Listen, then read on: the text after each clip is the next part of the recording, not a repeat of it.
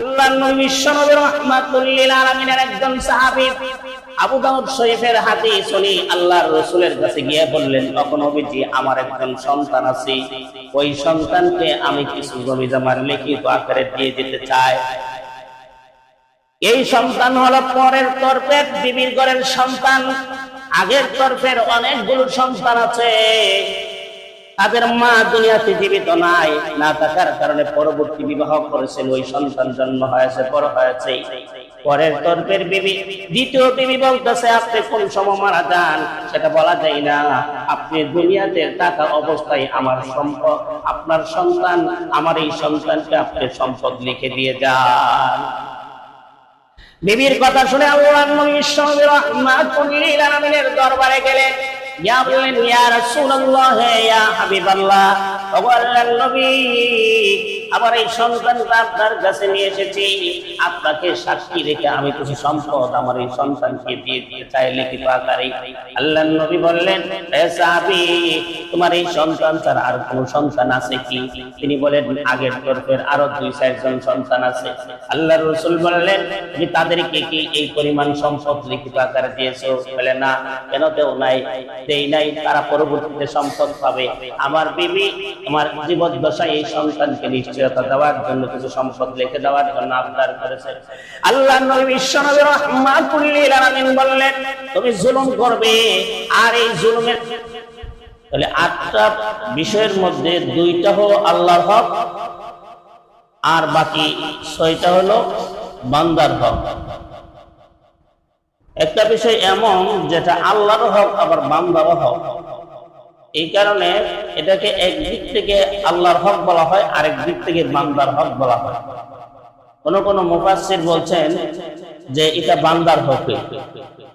তাহলে আমরা যে আলোচনাটুকু শুনবো বা বুঝবো, 7টা হইল বান্দার হক আর একটা হইল কার হক? আল্লাহর। হাদিস শরীফে হযরত ওয়াহাব ইবনে মুনাব্বিহ রাহিমাহুল্লাহু তাআলা আনহুকে জিজ্ঞাসা করা হয়েছিল, ইকালু লাহু, তিনাকে জিজ্ঞাসা করা হয়েছিল, আলাইসা লা ইলাহা ইল্লাল্লাহু মিফতাহুল জান্নাহ, যে লা ইলাহা ইল্লাল্লাহ কি জান্নাতের চাবি না? আল্লাহর রাসূল বলছেন, মান ক্বালা লা ইলাহা ইল্লাল্লাহ ফুতিহাত লাহু আবওয়াবুল জান্নাহ, যেই ব্যক্তি লা ইলাহা ইল্লাল্লাহ বলবে, বিশ্বাস করবে, এই বিশ্বাস ধারণ করবে, ফুতিহাত লাহু আবওয়াবুল জান্নাহ, তার জন্য জান্নাতের দরজা খুলে দেওয়া হবে। তাহলে চাবি ছাড়া কি দরজা খোলা যাইব? বুঝা গেল লা ইলাহা ইল্লাল্লাহ মিফতাহুল জান্নাহ। মুসলিম শরীফের হাদিস, আল্লাহর রাসূল বলেন, লা ইলাহা ইল্লাল্লাহ যে বলল, বিশ্বাস করলো, সে জান্নাতের চাবি পেয়ে যায়।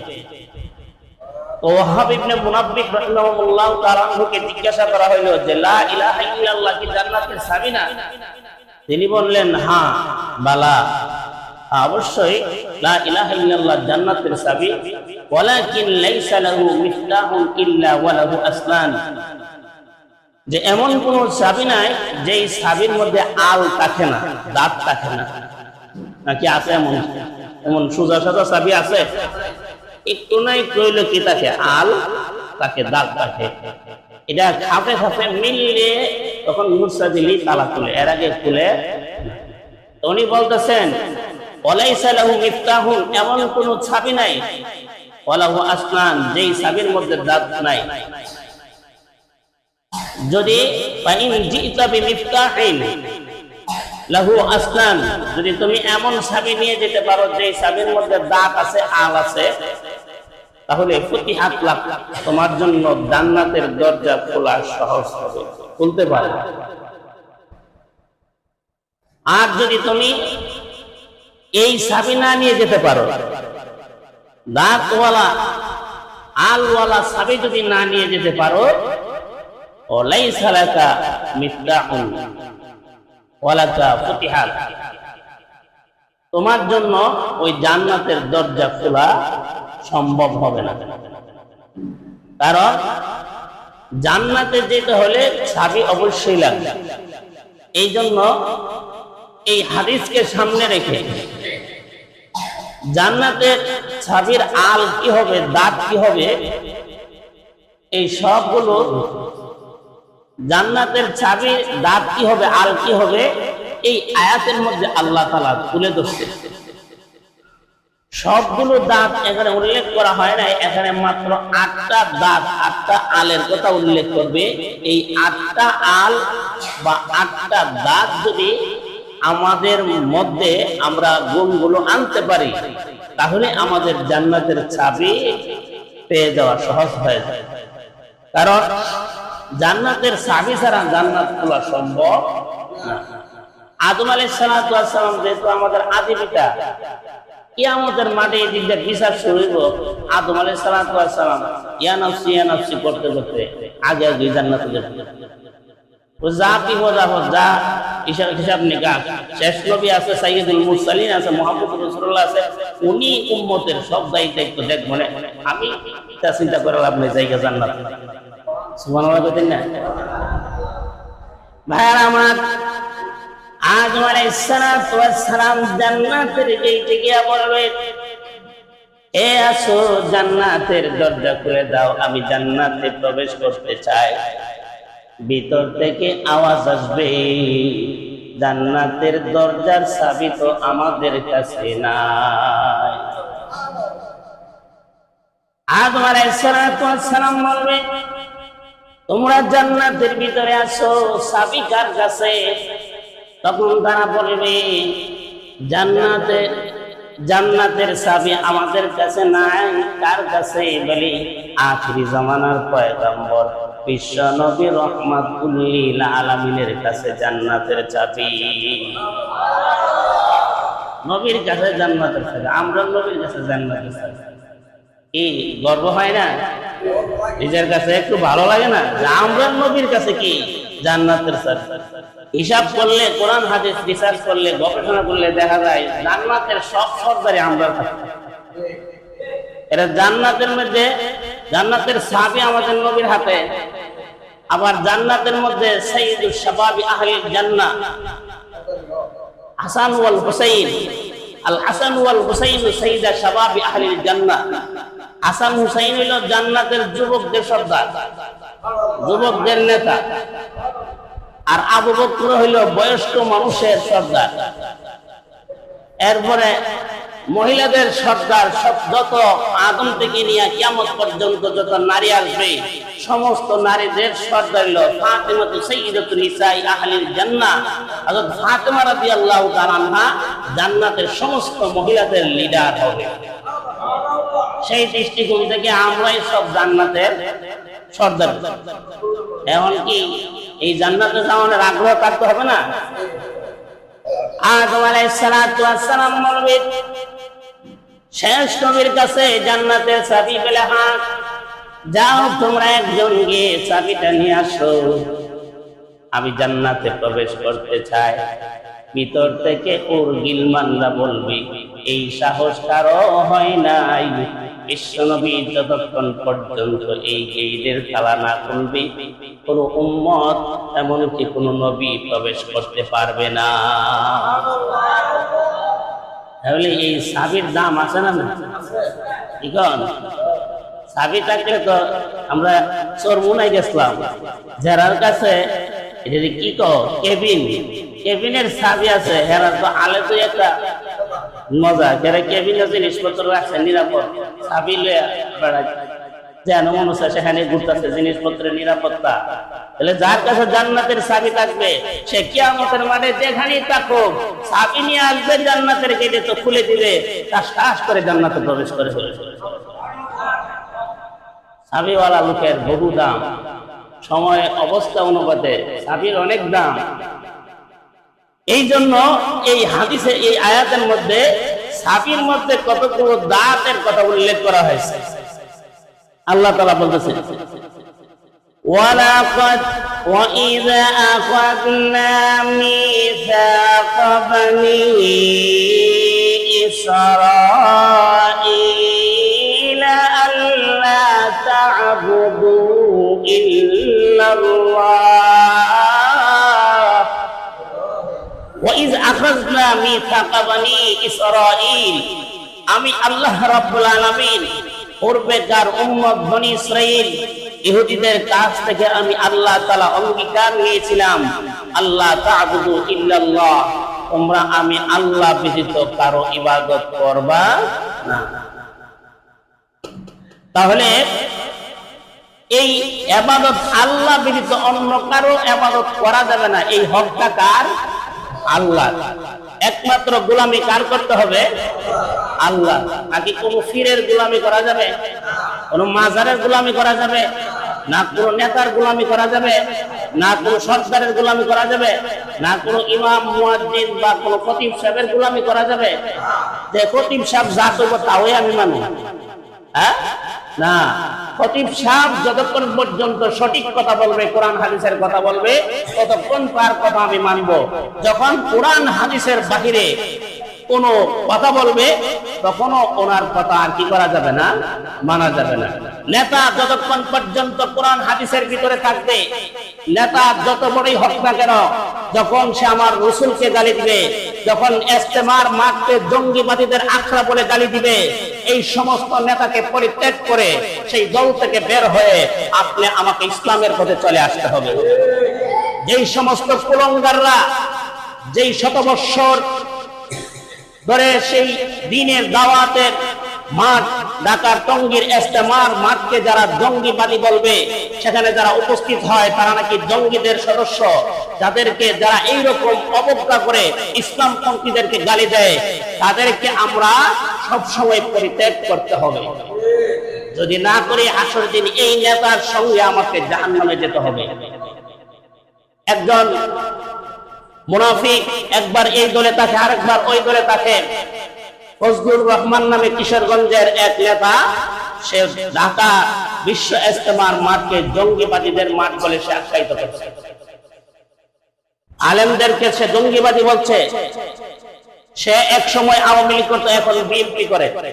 এই সমস্ত কুলঙ্গাররা দেশের রাজনীতি, সব রাজনীতিবিদদেরকে প্রশ্নবিদ্ধ করছে এবং মুসলমানদের মধ্যে মারামারি, দাঙ্গা হাঙ্গামা সৃষ্টি করার ট্রাই তারা করতেছে। এই সমস্ত লোকদের কথা আমরা শুনতে যাব না, তাদের কথা আমরা শুনবো না। এই জন্য আল্লাহর রাসূল বলছেন, যতক্ষণ পর্যন্ত আলেম হোক বা যেই কোনো ব্যক্তি হোক, কোরআন হাদিসের উপর যতক্ষণ সে থাকবে, ততক্ষণ তোমরা তার অনুসরণ করবে। যখন কোরআন হাদিসের বাহিরে কোনো কথা বলবে, তাকে তোমরা পরিত্যাগ করবে। এই জন্য আল্লাহ পাকের ইবাদত করা বিদ্য, অন্য কারো ইবাদত করা যাবে না। শুধুমাত্র কার ইবাদত করতে হবে? আল্লাহ। গোলামি কার চলবে? আল্লাহ। কোন মাজারের গোলামি করা যাবে না? কোন পীরের গোলামি করা যাবে না? কোন নেতার গোলামি করা যাবে? একমাত্র কার গোলামি করতে হবে? আল্লাহর গোলামি করতে হবে। এটা হলো আল্লাহর হক। আল্লাহর হক, আল্লাহর হক যেটা, সেটা আল্লাহকেই দিতে হবে। এই জন্য আল্লাহ পাক বলেন, আমি বনী ইসরাঈলের কাছ থেকে অঙ্গীকার নিয়েছিলাম, ইহুদিদের কাছ থেকে, যে আমি আল্লাহ ব্যতীত অন্য কারো ইবাদত করবে না। এই শয়তানগুলো হযরত উযাইর ইবনুল্লাহ, উযাইর আলাইহিস সালাতু ওয়াস সালামকে তারা বলল যে উযাইর আলাইহিস সালাতু ওয়াস সালাম আল্লাহর ছেলে, এখন তারা উযাইরের ইবাদত বন্দী। জোরে বলেন না। কোন মানুষের ইবাদত করা যাবে? খ্রিস্টানরা বলে ঈসা ইবনুল্লাহ, ঈসা আলাইহিস সালাতু ওয়াস সালাম আল্লাহর ছেলে, যেহেতু বাপ নাই, উযাইরের কোনো বাপ নাই, এজন্য তারা আল্লাহর ছেলে। নাউজুবিল্লাহ। আল্লাহর ছেলে মনে করে তারা আল্লাহর ছেলের গোলামি করত। এজন্য আল্লাহ পাক বলেন, তাদেরকে আমি নিষেধ করছিলাম। আর আমরা মুসলমানরা এখনকার জমানা, আমরা আল্লাহর গোলামি ছাইরা দিয়া মাজার কবরের গোলামি নামছি। আসেনি? আল্লাহ আল্লাহ, আল্লাহ আল্লাহ, আল্লাহ আল্লাহ। নাউজুবিল্লাহ। আসো সব নিশাখোর, চলো করমপুর। নিশাখোররা ডাইকা করমপুর নিয়া কবরের মধ্যে সেজদা দেওয়া, যেখানে আমি নিজে গিয়া দেখছি উপরে লেখা আছে সেজদা দেওয়ার নিষেধ। লেখা রাখলে কি হবে? লোক সেজদা দিতেছে, তারা বাধা দিতেছে, সেজদা দিতেছে। এই শিরিকবাদী উপরি মতবাদ যারা লালন করে, তারা নিজেদেরকে সুন্নি হিসেবে দাবি করে। আল্লাহ পাক বলেন, এরা সুন্নি খাঁটি মুসলমান দাবি করতে পারে, কিন্তু আল্লাহর দৃষ্টিতে তারা হলো মুশরিক, তারা কাফের। এই মুশরিকদের ইবাদত আল্লাহর কাছে কিনা গ্রহণযোগ্য না। মাজার পূজা, কবর পূজা, গাছ পূজা, মাছ পূজা, পীর পূজা, সব পূজা বন্ধ করতে হবে আমাদেরকে। এই সমস্ত দল পরিত্যাগ করতে হবে। আল্লাহর হক বলার পরে আল্লাহ তাআলা বলতেছেন وبالوالدين إحسانا وذي القربى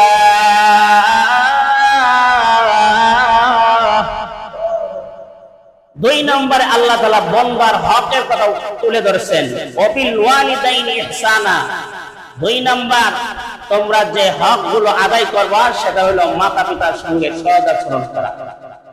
কার সঙ্গে সদাচরণ করা? মাতা পিতার সঙ্গে। মা বাপ এই দুইজনের সঙ্গে ভালো ব্যবহার করা। ইহসানা শব্দের ব্যাখ্যা এনেছেন যে মা বাবা যদি ধমক দিয়ে কথা বলে সন্তান এই কথা বলতে পারবে না, আমার মা আমারে এই ধরনের শব্দ উচ্চারণ করে নিজে আক্ষেপ পেশ করতে পারবে।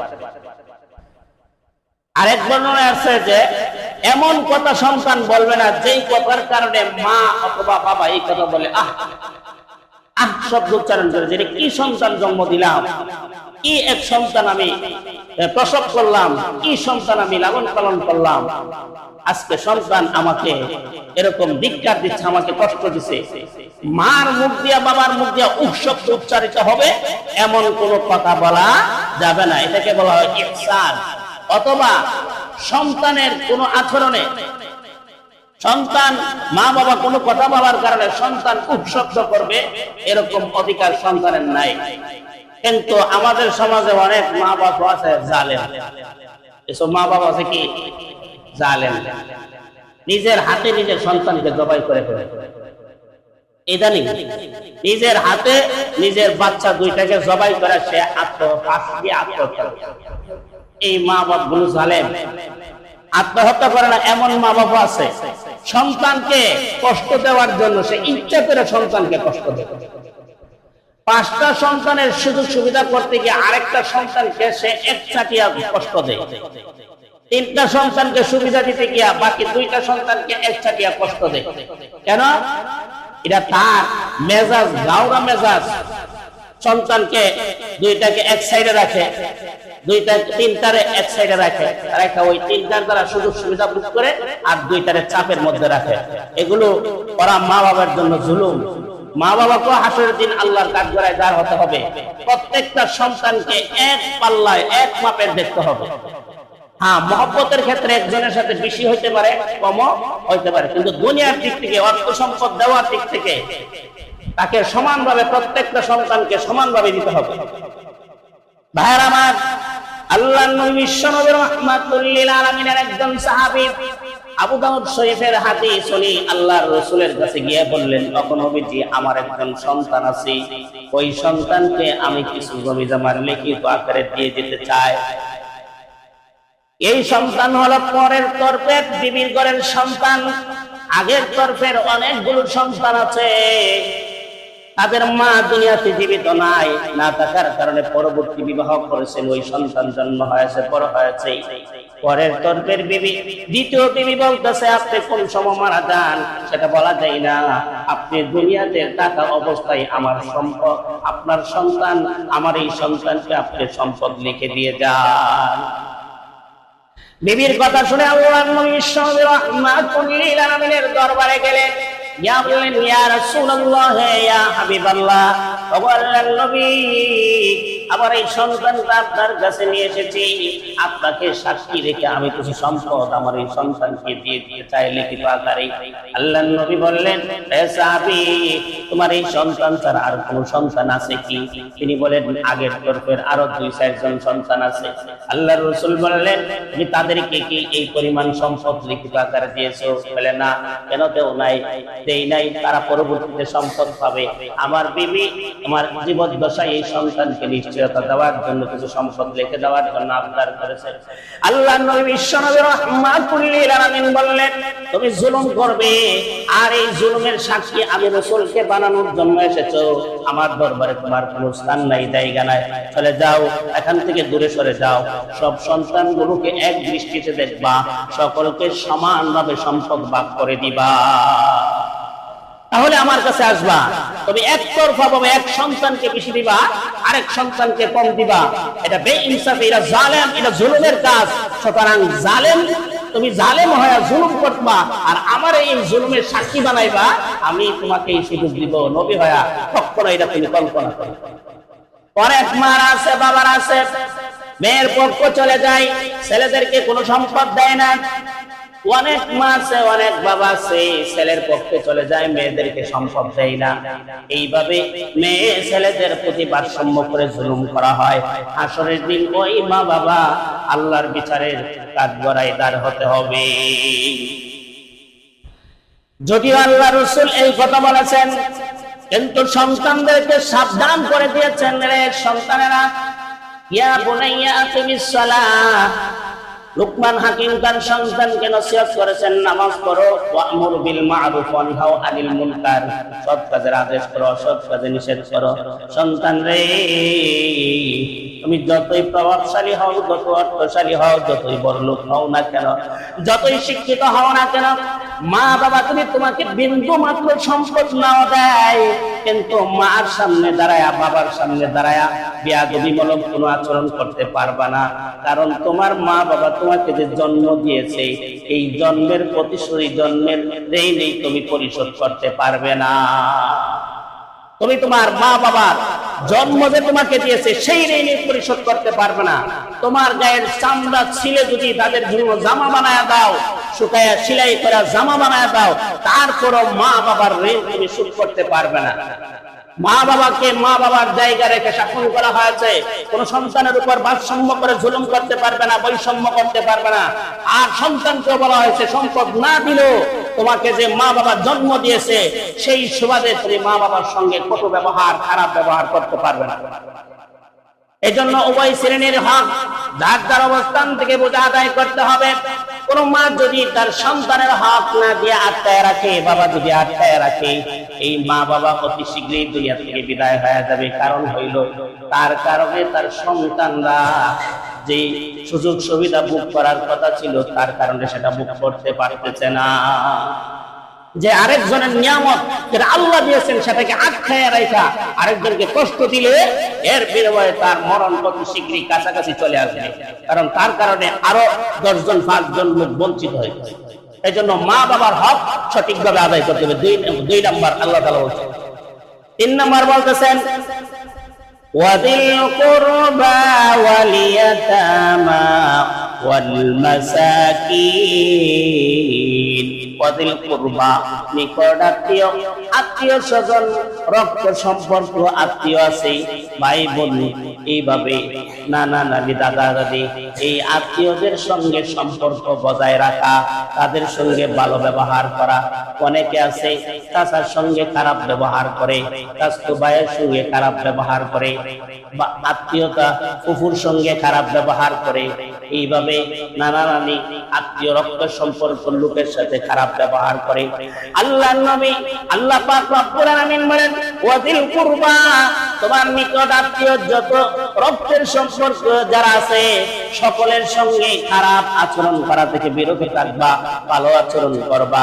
এই আয়াতের ব্যাখ্যায় হযরত হাসান বসরি রাহমাতুল্লাহি আলাইহি বলেন, আল্লাহর নবীকে একজন সাহাবী বললেন, নবীজি, আমি যদি এমন কোন নেক আমল করার সুযোগ না পাই, আমার তৌফিক নাই, অনেক আমল আছে কিন্তু আমি করতে পারি না, আমি তো এমন পরিস্থিতিতে আছি যেখানে নামাজও পড়তে পারবো না বা অন্য কোন আমলও করতে পারবো না, এই অবস্থায় আমি কি আমল করব?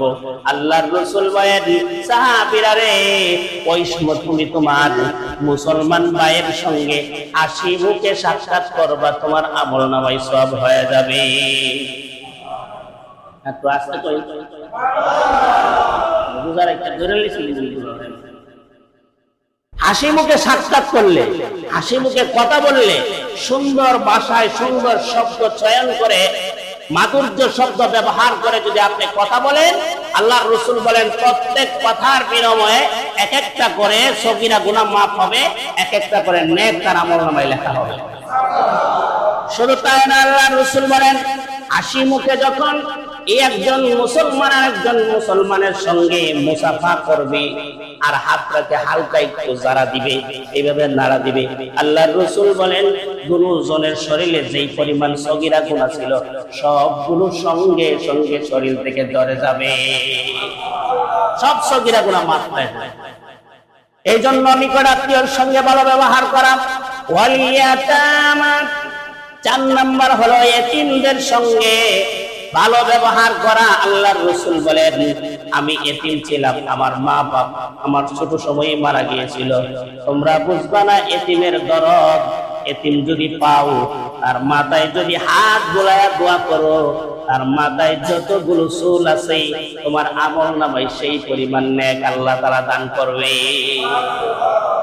এতিমের জিম্মাদারি যদি কেউ নেয়, আল্লাহ রাসূল বলেন আসরের দিন আল্লাহ তাআলা নিজের জিম্মাদারিতে তাকে জান্নাতে প্রবেশ করায় দিবেন। এই জন্য এতিমের সঙ্গে খারাপ ব্যবহার করা যাবে না, এতিমকে অবজ্ঞা করা যাবে না, বিভিন্ন খারাপ ভাষায় গালি দেওয়া যাবে না। এতিমকে স্নেহ করবেন, মহব্বত করবেন, এতিমের হক আদায় করবেন। 5 নাম্বার বলেন ওয়াল মাসাকিন, যারা মিসকিন হত দরিদ্র, সম্পদ নাই, টাকা পয়সা নাই, বাড়ি গাড়ি নাই, এই সমস্ত গরিব মিসকিনের পাশে দাঁড়াইবা, তাদের হক আদায় করবা। এই মাহে রমজানে যারা আছে ফিতরা দিবেন, ওই গরিব মিসকিন গুলো খুঁজে খুঁজে ফিতরা গুলো আদায় করে দেন। আপনি খুঁজে বের করে যদি গরিব মিসকিনকে ফিতরা দেন, আপনার সওয়াব মহান আল্লাহ দ্বিগুণ দিয়া দিবেন। একটা হইলো আপনি তার বিপদের সময় আগায় গেলেন, আর হলো আপনার জিম্মায় যে টাকাটা ছিল, যে ফিতরা ছিল, সেটা আপনি আদায় করলেন, আপনাকে আল্লাহ তাআলা দ্বিগুণ সওয়াব দান করবেন। এজন্য নিজে অহংকারী বাপ দিয়া একজন মিসকিন আমার কাছে আসুক, আসলে আমি দিব, এরকম না। আপনি নিজের থেকে আগায় দিয়ে দেন, আল্লাহ তাআলা আপনার জান্নাতে যাওয়ার জন্য সহায়ক হয়ে যাবে।